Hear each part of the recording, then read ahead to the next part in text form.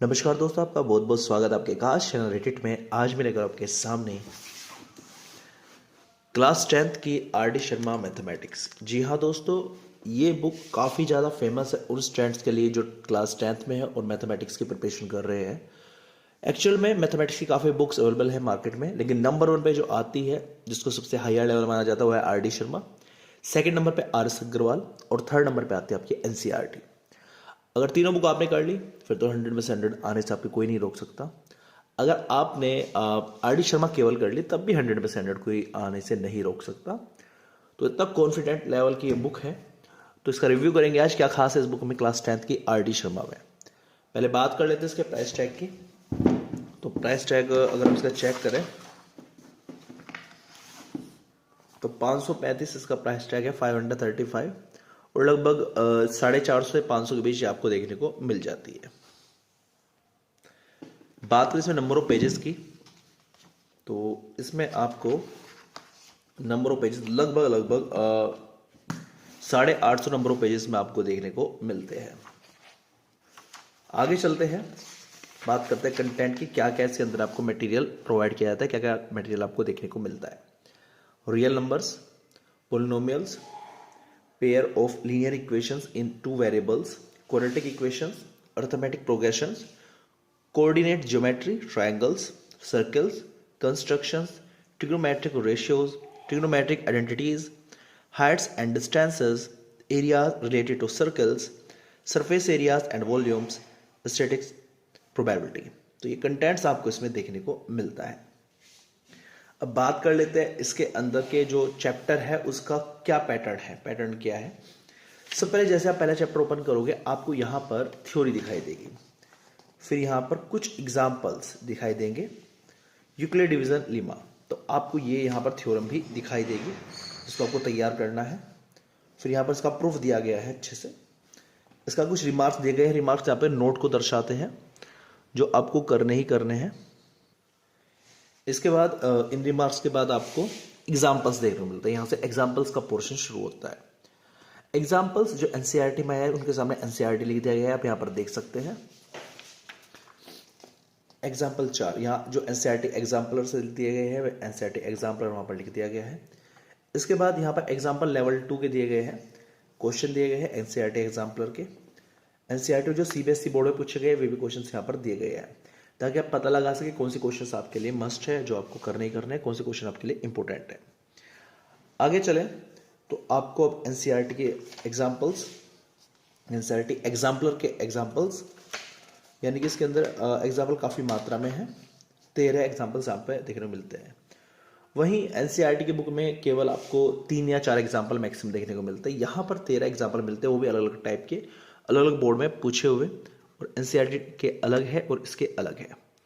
तो इसके बाद हम बात करते हैं लेवल 1 जो एक्सरसाइज है वो स्टार्ट होती है यहाँ से आपकी, जिसमें एनसीईआरटी एग्जाम्पल के क्वेश्चंस भी ऐड किए गए हैं।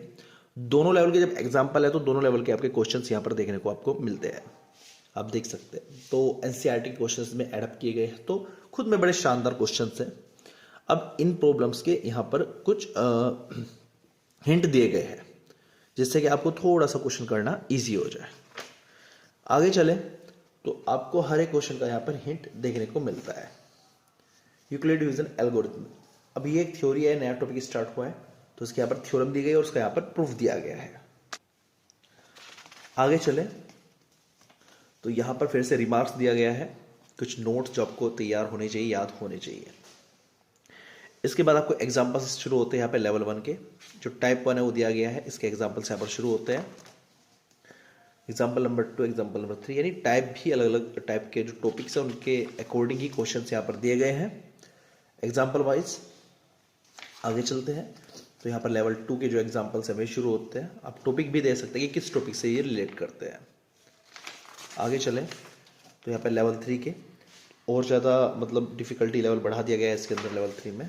पहले चैप्टर में, पहले टॉपिक में ये लेवल 2 तक ही था, ये लेवल 3 तक आ जाता है। एग्जाम्पल 17 और यहाँ पर एक्सरसाइज शुरू हो जाती है 1.2। यहाँ पर लेवल 1 के क्वेश्चंस दिए गए हैं जो सीबीएसई बोर्ड में पूछे गए, में भी यहाँ पर एडअप किए गए हैं। थोड़ा आगे चले तो यहाँ पर लेवल 2 के क्वेश्चंस दिए गए हैं, लेवल 3 क्वेश्चंस नहीं दिए गए। लेवल 3 क्वेश्चन केवल आपको एग्जाम्पल में देखने को मिलते हैं। यहाँ पर इनके आंसर दिए गए हैं।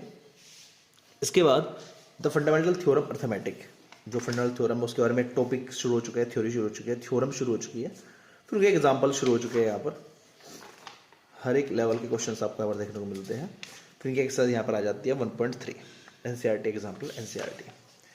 उसके बाद नेक्स्ट टॉपिक स्टार्ट होता है आपका some applications of fundamental theorem and arithmetic.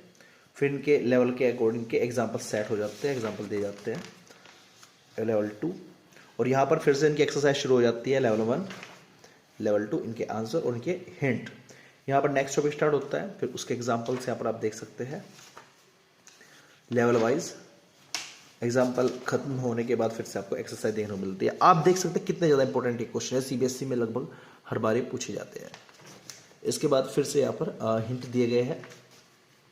फिर नेक्स्ट टॉपिक यहाँ पर आ जाता है, उनकी फिर एग्जाम्पल शुरू हो जाते हैं लेवल वाइज, फिर उनकी एक्सरसाइज यहाँ पे आ जाती है, फिर उनके आंसर और फिर उनके हिंट दिए जाते हैं ताकि आपको करने में थोड़ी सी ईजीनेस रहे। इसके बाद यहाँ पर मल्टीपल चॉइस क्वेश्चन दिए जाते हैं जो मिक्सअप है इस पूरे चैप्टर का। ये सारे ऑब्जेक्टिव क्वेश्चंस आपकी प्रैक्टिस के लिए। आगे चले, इनके आंसर है ऑब्जेक्टिव क्वेश्चन के और लास्ट में आपको समरी दी जाती है। यानी पूरे चैप्टर को अगर आप रिवीजन करना चाहते हैं थ्योरी टॉपिक्स फॉर्मूलाज, तो सिर्फ आपको समरी पढ़नी है, आपको पूरा चैप्टर लर्न हो जाएगा, फॉर्मूलाज फंडाज यहाँ पर।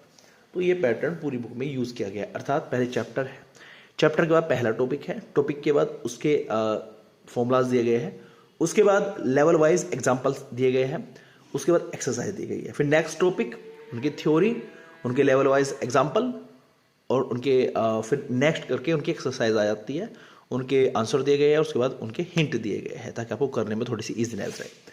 तो ये पैटर्न पूरी बुक में फॉलो किया गया है। काफ़ी शानदार बुक है और सबसे कमाल की बात लगी इसमें CBSE question, NCERT question, NCERT example के क्वेश्चन एडअप किए गए हैं जो अपने आप में इसको बहुत यूनिक बनाते हैं। तो ये था एक review R D Sharma mathematics class 10th का। अगर रेटिंग की बात करूँ तो उसको मैं 5 में से 5 रेटिंग दूंगा। अगर आप थोड़े से पढ़ने में अच्छा है तो आपको ना तो आर अग्रवाल लेनी है ना आपको एनसीईआरटी लेनी है, सिर्फ और सिर्फ आपको R D Sharma class 10th की बुक लेनी है। काफ़ी शानदार बुक है। उम्मीद करता हूँ वीडियो आपको अच्छी लगेगी। वीडियो अच्छी लगे तो प्लीज़ लाइक कर देना और चैनल को सब्सक्राइब जरूर कर देना ताकि इस प्रकार की बुक रिव्यू की वीडियो हम आपके लेकर आते रहे। Thank you so much for watching this video.